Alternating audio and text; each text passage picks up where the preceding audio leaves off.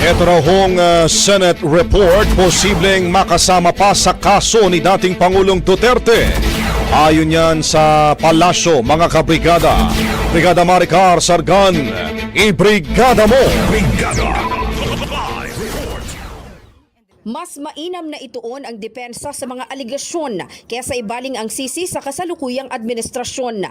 Ito ang naging pahayag ng Malacanang matapos lumutang ang ulat na balak gamitin ng kampo ni dating Pangulong Rodrigo Duterte ang Senate Committee on Foreign Relations Report bilang ebidensya sa kasong kinakaharap niya sa International Criminal Court. Sa press briefing sa palasyo, iginiit ni Palace Press Officer Claire Castro na hindi makakatulong sa depensa ni Duterte ang pagbunto ng sisi sa administrasyon ni Pangulong Ferdinand Marcos Jr. lalo't 2017 pa isinampa ang kaso. Dagdag ni Castro, imbes na makatulong, posible pang makasama sa depensa ang Senate report na umano'y nagsasabing bahagi ng whole of government approach ang pag-aresto kay Duterte para pahinain ang kanilang pamilya sa politika. Sa halip, giit ng Malacanang, mas makabubuting pagtuunan ng kampo ni Duterte ang nilalaman ng mga pahayag at pag-amin mismo ng dating Pangulo kaugnay ng mga kaso ng extrajudicial killings sa ilalim ng war on drugs.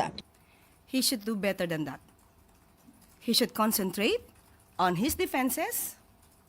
He should concentrate on the allegations and admissions of the former president of his killings and that he ordered the killings of some people in relation to war on drugs.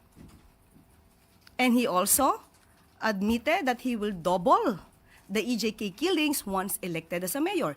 He should concentrate on that. That is supposed to be part of his defense for his client. He should also remember that this case was filed as early as 2017. So wala pa po si Pangulong Marcos, ang administrasyon na ito, para po ibintang ang mga ganitong klase sa kasalukuyang administrasyon. So dapat mas pagbutihan pa po niya ang pag-research ng kanyang mga facts para po hindi po siya maligaw. In the heart of changing lives, ako si Brigada Maricar Sargan ng 105.1 Brigada News FM Manila, The Music News Authority. Balita Nation. Ang bahaging ito ay hatid sa atin ng Guard C Plus with Zinc Capsule. Always protektado ang kalusugan.